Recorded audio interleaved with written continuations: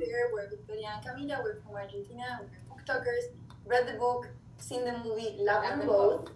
And we're starting off with some very fast questions for you. What was your favorite scene to shoot? I Wish Every Scene is my favorite scene to shoot, especially with Sofia Wylie. But today when I think about it, I think about one of our last scenes together, where we just had this super raw moment together and lots of tears and super beautiful moment.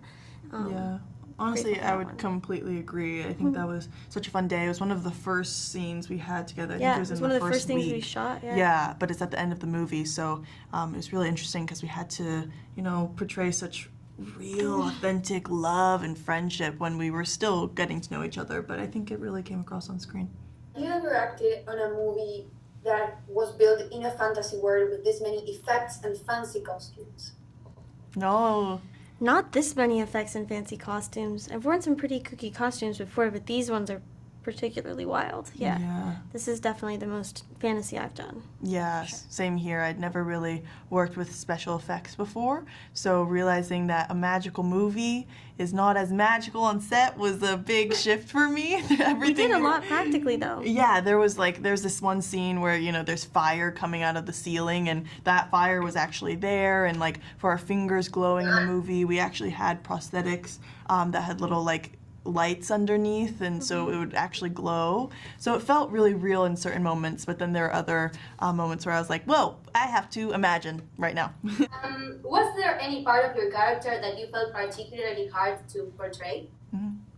Ooh, I think every character has its little difficulties. I felt pretty true to my character. I felt like everything was kind of within my realm. The witch makeup was pretty crazy. Yeah. That was it was less difficult than I thought it was going to be, but it was something I had never done. So of course that comes with new challenges. Yeah. Yeah. For me, I found Agatha's dislike for dresses and the color pink to be difficult to portray because I really love those things. So I guess I had to just substitute things I don't like for those things that she doesn't like because it wasn't relatable for me at all. I'm a big baby pink person. So now we have a really fast ping pong questions and answers game. It will be you have to answer fast. Great. So let's go with the first one. Sophie and Agatha can both transform themselves into animals. Which animals would you like to transform into? A Pegasus. Oh, damn. A bird. If your arch nemesis were to be a thing, what would it be? A thing, an object? Yeah. Oh, cantaloupe. Really? Yeah, I hate cantaloupe. Technology. Oh. Okay. I repel it. Hard statement for an actress these days. Would you rather be the good dean of the school of evil, of good, or the evil dean of the school? Ooh, I would rather good. be the evil. Good and evil. Which talent would you like to have? Which one? Which talent? Talent. Ooh. Yeah.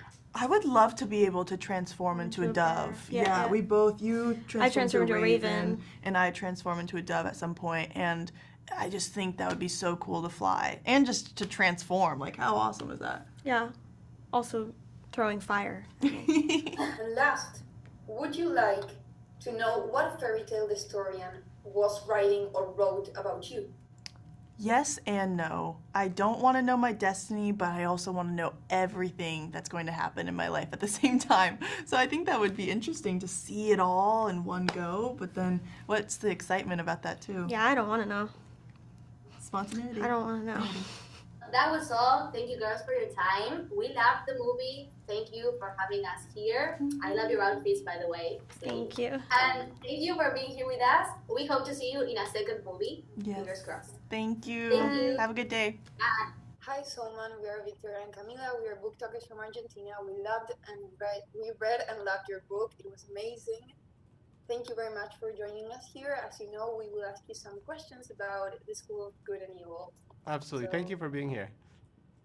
Thank you. Thank you. Let's start. Let's start with, was there something in particular in the movie that you thought needed to be there? Like a phrase or a scene from the book that you knew just had to be a part of the movie? I think, you know, Agatha and the Wishfish to me was such a crucial scene. I knew it was going to be expensive to do, but to me that shows her heart and who she is, you know, that she's willing to make such a sacrifice when it comes to making a wish. So that was a big one. I also thought that when the girls are dropped into the schools, that's such a big moment and it kicks off the whole movie. I felt like that had to be very, very sort of like precisely done to match the book. So that was a big, big kind of key pivotal act in the movie. What was your favorite part of watching this story come to life? I think for me, it's getting to see the interpretation of the characters and the relationships between them. Like even small things, like the relationship between Sophie and Hort, or the relationship, you know, between Tedros and Sophie, Tedros and Agatha, the relationship between Lesso and Dovey. To me, it's about the relationships and the dynamics, and getting to see those kind of things lifted from the books and brought to the screen, I think is what made it special. And it's the thing that all the fans love, because at the end of the day, you can have all the special effects in the world and all of that, but it's about the characters and it's about the story and how it makes you feel. And to me, it was about bringing that feeling from the books of how the way the books made you feel and bringing that to the movie. What was the thing that inspired you to write this story at the beginning? I think for me, I grew up watching a lot of Disney films, and I felt like I always empathized with the villains because I felt more like an outsider. You know, even when I read Harry Potter, I thought I was more a Slytherin than anything else. And so I always felt like I didn't fit in with the heroes and the Gryffindors and all those guys. Like I didn't look like them. I didn't act like them. And so I just felt like there needed to be a story where the outsiders, the villains, the outcasts, the evil ones get a chance. And maybe we would love them just as much as the heroes if we actually got to know them. So I think that's where it came from. Love that. Go Slytherin. The topic of mediocrity is something very present in Sophie's mind during the movie. How did you know that this was something you wanted to approach in the book? Yeah, I think for me, what's interesting is when you watch Disney films, it's often about a girl who's sort of a humble girl who's picked out of nowhere to be a princess. And I just thought, you know, it was always this idea that the female was a passive character who stumbled onto a happy ending. And I thought, well, what if a girl just wants to be a Disney princess? What if she wants that happy ending? What if she's willing to fight for it the way a man does, you know? What would happen? And so it was this idea of creating sort of an ambitious female character and putting into a Disney-esque world. And I thought that ultimately it would turn her into a monster, you know? And so I think that was what the dream came about, was the idea that Sophie goes hunting for something more than an ordinary life to get this Disney ever after. And it does corrupt her.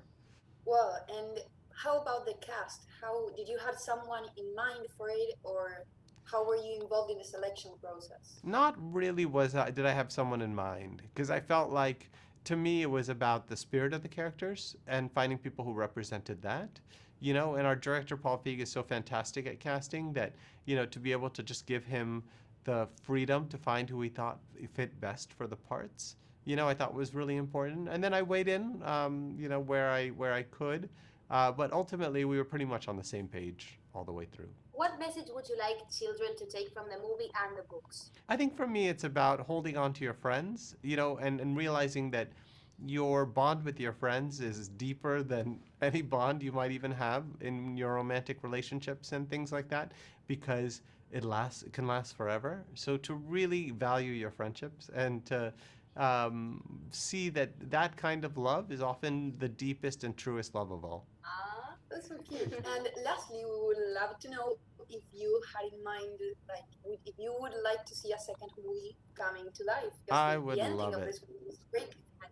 Yeah, World Without Princes, the second book, is one of my favorite books in the series. I think readers love it. It's so provocative and edgy, and it's about the battle of the sexes between the schools. Instead of good and evil, now it's boys and girls. So I just think it would make a crazy, fantastic movie. So let's hope that one gets made. Enough people have to watch the first movie for it to happen. So go out there and make sure you watch The School for Good and Evil. Yeah, go watch it. Go watch it. I loved it. It was really good. Thank you so much for your time, and thank you for creating this beautiful story and for being here with us. My pleasure. Thank you very much. Bye. Thanks.